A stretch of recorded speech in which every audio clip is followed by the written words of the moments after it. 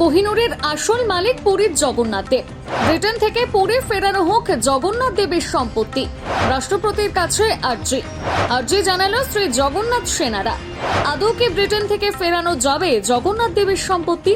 দেখুন কি বলছে বিশ্ববিখ্যাত কোহিনুরের ইতিহাস।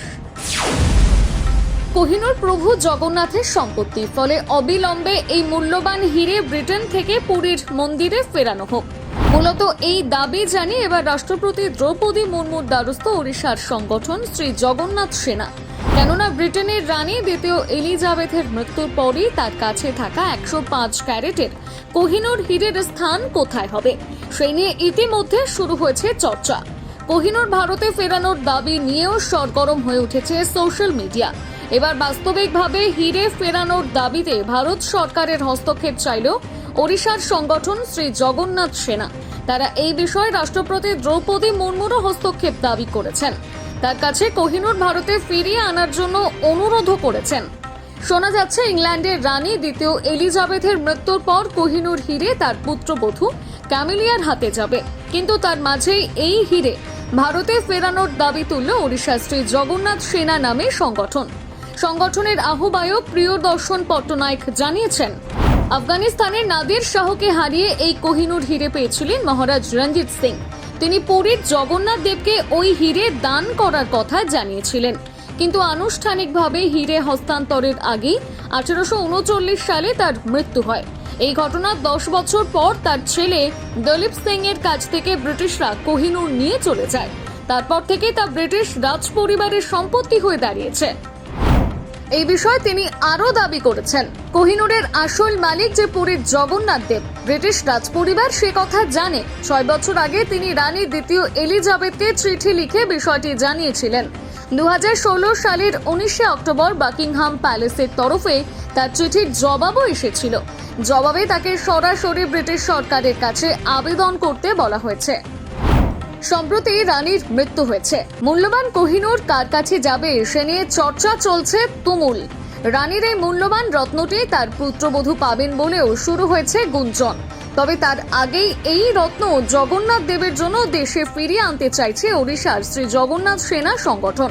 আর তাই তারা এবারে রাষ্ট্রপতির কাছে নতুন করে কোহিনুর ফেরানোর দাবি জানিয়েছেন।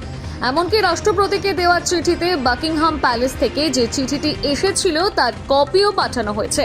কিন্তু 2016 সালে চিঠি পাওয়ার পরও কেন এই বিষয়ে কোনো উদ্যোগ নেননি শ্রী জগন্নাথ সেনার আহ্বায়ক অবশ্য জানিয়েছেন, ইংল্যান্ড সফরের জন্য ভিসা না পাওয়ায় তার পক্ষে ব্রিটিশ সরকারের সঙ্গে যোগাযোগ করা সম্ভব হয়নি। এই বিষয়ে হস্তক্ষেপের জন্য প্রধানমন্ত্রী নরেন্দ্র মোদীর কাছেও আবেদন জানানো হয়েছে। যদিও 2016 সালে রাজ্যসভায় কোহিনুর দেশে ফেরানোর জন্য দাবি জানান বিজু জনতা দলের সদস্য ভূপিন্দর সিং, তারপরও তেমন কোনো উদ্যোগ আর চোখে পড়েনি। এবার রানী দ্বিতীয় এলিজাবেথের হেফাজতে মৃত্যুর পর হঠাৎ কেন তৎপরতা? কোহিনুর ভারতের সম্পদ, শ্রী জগন্নাথ সেনার দাবি কোহিনুর প্রভু জগন্নাথ দেবের। তারপরেও কেন এত গড়িমসি? স্বাভাবিকভাবেই নেট দুনিয়ায় উঠছে প্রশ্ন। রানী দ্বিতীয় এলিজাবেথের মৃত্যুতে কোহিনুরের মালিকানা নিয়ে নতুন করে মাথাচাড়া দিয়েছে বিতর্ক। রানীর ছেলে চার্লস ব্রিটেনে নয়া রাজা ঘোষিত হয়েছেন, কিন্তু মায়ের মুকুটে এযাবৎ শোভা পেত যে কোহিনুর, তা ফেরানোর কোনো সদিচ্ছাই এখনো দেখাননি রাজপরিবারের কেউ। ভারতের তরফে কোহিনুর ফেরত চেয়ে এর আগে একাধিকবার আবেদন জানানো হয়। শতকের পর শতক পার হতে হতে কোহিনুর সাক্ষী থেকেছে বহু ঐতিহাসিক ঘটনার। বহু ঐতিহাসিক যুদ্ধকে চাক্ষুষ করেছে এই মূল্যবান হিরেটি। দেখেছে দরবারের জটিল কূটনীতি, সিংহাসন বদলও। এই কোহিনুরকে ঘিরে রয়েছে বহু বিতর্ক, চলেছে মামলাও। কি বলছে কোহিনুরের ইতিহাস? 105.6 মেট্রিক ক্যারেটের এই হীরের ওজন 21.6 গ্রাম। 1100 থেকে 1300 খ্রিস্টাব্দের মধ্যে অন্ধ্রপ্রদেশের গুন্টুরের কাছে কোন্নুর খনি থেকে পাওয়া গিয়েছিল এই হিরেটি। কোহিনুরের হাত বদল। 1310 সালে কাকতীয় বংশের সঙ্গে বরঙ্গলের যুদ্ধে এই হিরে দখল করেন দিল্লির সুলতান আলাউদ্দিন খিলজি। পরে তা হাত বদল হয়ে আসে মুঘল দরবারে।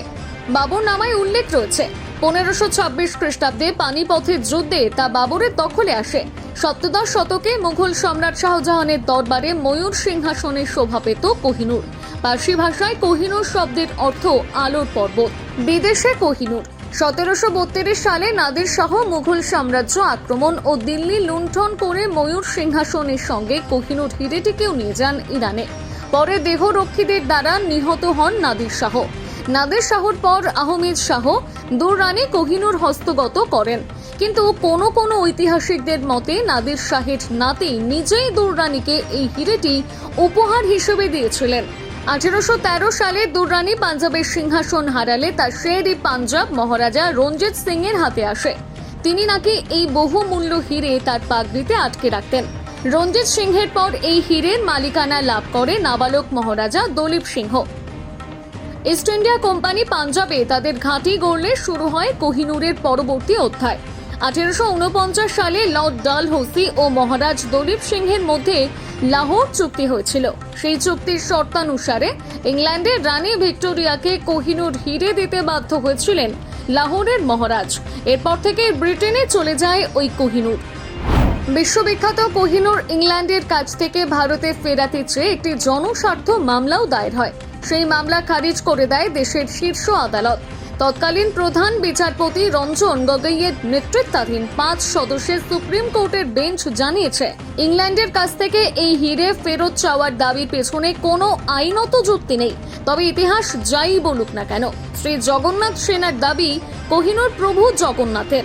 আফগানিস্তানের নাদির শাহকে হারিয়ে এই কোহিনূর হিরে পেয়েছিলেন মহারাজ রঞ্জিত সিং। তিনি পুরীর জগন্নাথ দেবকে ওই হিরে দান করার কথা জানিয়েছিলেন, কিন্তু আনুষ্ঠানিকভাবে হস্তান্তরের আগেই তিনি মারা যান। আর এই নিয়ে শুরু নয়া বিতর্ক। ব্যুরো রিপোর্ট, আজ বিকেল।